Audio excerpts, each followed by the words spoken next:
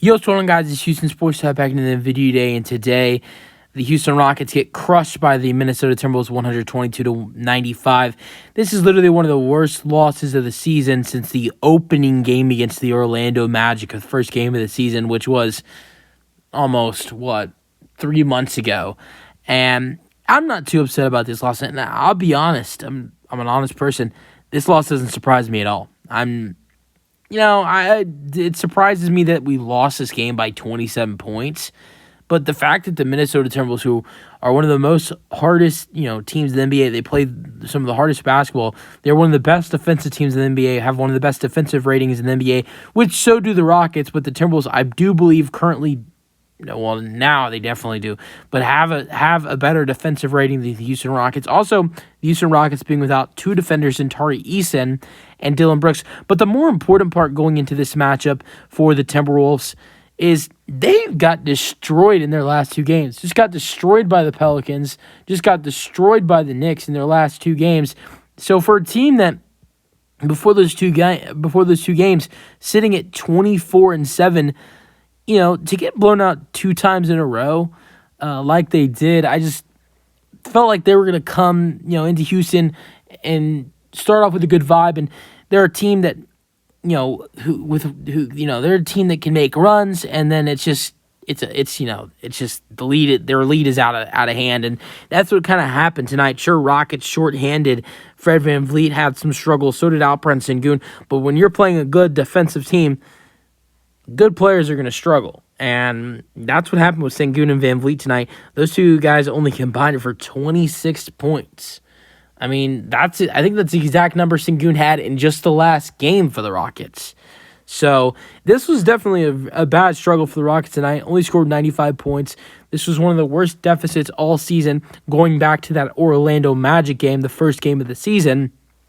And now tomorrow you got the last game of a 7-game homestand against the Milwaukee Bucks.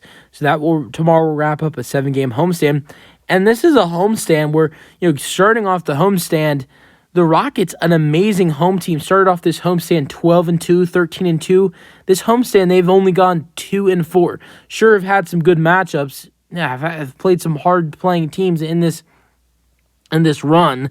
Matched up against the Pacers, the Suns, the Timberwolves tonight, and then the Atlanta Hawks. They're 14-20. That's a little bit of an embarrassing loss. But I will say that for them to play one of the top teams in the Western Conference, a team that I believe is very underrated in the Minnesota Timberwolves, and a team, the Minnesota Timberwolves, who are the number one seed in the Western Conference and are 24-9 going into this matchup, and just lost their last two, just getting crushed by the Knicks and the Pelicans. You just had to know the Timberwolves would make some changes and, come into this game wanting to win. A good team, it is not often that they lose 3 games in a row like that. And I believe all 3 of those games have been on the road, the Rockets in Houston tonight. And then I know on New Year's Day they did play in New York. I did watch that game. And I'm pretty sure the New Orleans game was in New Orleans as well. But again, like I said, Tari Eason, no Dylan Brooks. No Tari Eason, no Dylan Brooks. So we were without those two guys who affect tremendously for the Rockets defense. So that's a big thing to think about when you talk about this game and how things could have been different if the Rockets had those two guys. But I don't know if those guys are a 27-point difference. I know those guys aren't a 27-point difference. As good as those two players are, they are not a 27-point difference. Sure, those two guys can combine for 27 points. But, I think the Rockets still lose this game with those two guys. But it would be a way closer game with those two guys for the Rockets. All right, let's go with the scoring for the Rockets in this one. 20 points for Jalen Green, 5 rebounds, 2 assists. He's still playing good basketball shots, 7 for 16, 4 for 8 from 3. His last, 4 games he's hit.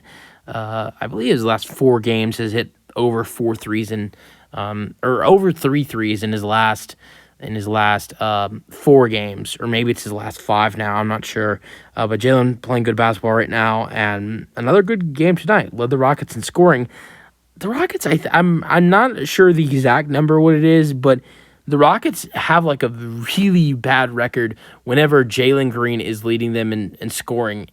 I know we've won a couple, but it feels like we're losing more when Jalen is leading us in scoring. I don't know the exact numbers on record. I know they've showed this a couple times on the graphics on Space City Home Network, but I think Sengun is the leader, and of course Sengun's the leader. But Jalen Green, it feels like we're losing more than winning when he's leading us in scoring. But he scored 20 tonight, but it was a good game for Jalen. And Sengun, I kind of saw these struggles a mile away. Look, you're going up against one of the best defenses in the NBA, and a guy like Rudy Gobert, who is one of the best defenders in the league. And you're also dealing with another guy like Karl-Anthony Towns, who sure is not as good as defensively as Rudy Gobert is. But those are two guys for Sengun. For him to have to go against, I was actually impressed that he scored 19 points in this one. And that's, with the way he's been playing recently, 19 points seems like nothing. He had 19 points and 5 rebounds in 33 minutes, shot 8 for 17, 0 for 1 from 3 and 3 for 3 at the free throw line. I feel like going up against those two guys, and Rudy Gobert and Karl-Anthony Towns, even a guy like McDaniels as well, who's another big in their lineup. I actually really thought this was an impressive performance for Sengun. When you're speaking of the matchup he was going up against, Jayshawn Tate, who's been starting in replace of Dillon Brooks. This could be his last start. I don't know. We'll see if Dillon Brooks returns tomorrow. I doubt it. We'll see. Maybe. 3 rebounds for Tate tonight and 2 assists, 1 steal. Only took 1 shot when he was on the floor, which was the 3. He missed that and played 21 minutes. So 0 points for Tate, but he only took 1 shot, so that's not a big judgment. But 2 assists and 3 rebounds for Tate. Solid game, just was not shooting any shots. 7 points for Fred VanVleet. 8 assists, was 3 points and 2 assists away from a double-double. He had 1 steal and 1 block, though, and shot 2 for 9. Bad shooting night for him. Jabari Smith Jr. actually looked really good in this game. 16 points, 9 rebounds, 1 rebound away from a double-double. 6 for 13 shooting, 3 for 5 from 3 for Bari. And that was it for the Rockets starters. Then you have 11 points for Cam Whitmore. I feel like Cam Whitmore is starting to really make a case to be in this rotation full-time, and I think it's going to be hard for him to keep some minutes as soon as Tari Eason and Dillon Brooks. And I think there's going to be some very, very hard decisions for Ime to make once Dillon Brooks and Tari Eason are both back, regarding to Amen Thompson and Cam Whitmore, who have been getting more minutes recently. But both guys have played solid tonight. Amen didn't have a good shooting night, but he had a good solid night. Let's get to Whitmore first. 11 points for Whitmore. He led the Rockets off the bench in scoring. He had 2 rebounds, 2 steals, shot 4 for 10, 1 for 4 from 3. Didn't shoot the best from 3, but besides that was good. 6 points and 6 rebounds for Amen Thompson, 1 assist and 3 steals. Shot 2 for 9 and 0 for 2 from 3, and 2 for 3 at the free throw line. 4 points for Jeff Green with 1 rebound, 21 minutes. 5 points for Reggie Bullock Jr., who played in the last 8 minutes of the game with 1 rebound. Not bad from Bullock Jr., but it's garbage time. Jock Landale played 5 minutes at the end. Last 5 minutes, 0 for 1, 0 for 1 from 3. Only thing he did was get a block. Boban, that's one thing is with the Rockets, it feels like a blowout for the Rockets, whether they're beating the crap out of a team or they're getting blown out. It's never uninteresting to watch. Sure, you don't want to watch your team get blown out, or sure, you can get a little bit uninterested if your team is, given a little bit of a butt whooping. But the Rockets, it's so fun to watch. Like when Boban comes in with having that big monster 7'3", 7'4", whatever he is, and how that crowd reacts when he comes in or when he scores. I've been to a couple games this year where Boban has checked the floor. I went to the Lake. There was a Lakers game I went to. There was one other game, I think preseason game against the Pacers, where Boban checked in, and that crowd goes crazy whenever he checks in.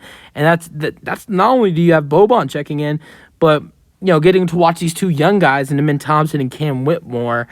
So to watch those 3 guys, Boban, who's just a fan favorite, and Amen Thompson and Cam Whitmore, who are the rising stars, young stars on this team, and you don't get to see a lot, and cherish every minute they get. So for yes, it's garbage minutes. Yes, you're losing by 20, but to watch guys like Boban, Cam Whitmore, and Amen Thompson, you for the Rockets, you're not going to turn the TV off when you're losing by 30. We're not losing by 30 as we were before. Actually, this season we've been winning more by 20 or 30 points than we've been losing this year. We've been actually given a lot of butt whoopings this year, but it's so fun to watch. In garbage time, whenever you see a Boban come in or get to see extra minutes for Amin Thompson and Cam Whitmore, that's really fun to see. Any other scoring for the Rockets? Yeah, Boban scored 2 points, had 3 rebounds at the end. That was it for the Rockets. Also, Aaron Holiday, 5 points, 2 assists, 2 rebounds, and shot 2 for 3 with 19 minutes of play. Let's go over the Timberwolves scoring real quick. 24 points for Anthony Edwards with 5 assists. 22 points for Karl-Anthony Towns with 8 rebounds and 6 assists. 13 points, 12 rebounds for Rudy Gobert with 2 blocks, 2 steals. 16 points for Jaden McDaniels. 8 points for Mike Conley with 5 assists. And Mike Conley was the only starter for the Wolves that was not in double figures. For off the bench, you have Naz Reid and Nickeil Alexander-Walker combining for 27 points off the bench. 16 for Naz Reid with 7 rebounds, and 11 points for Alexander-Walker, who also had 2 steals and 2 blocks with 3 assists.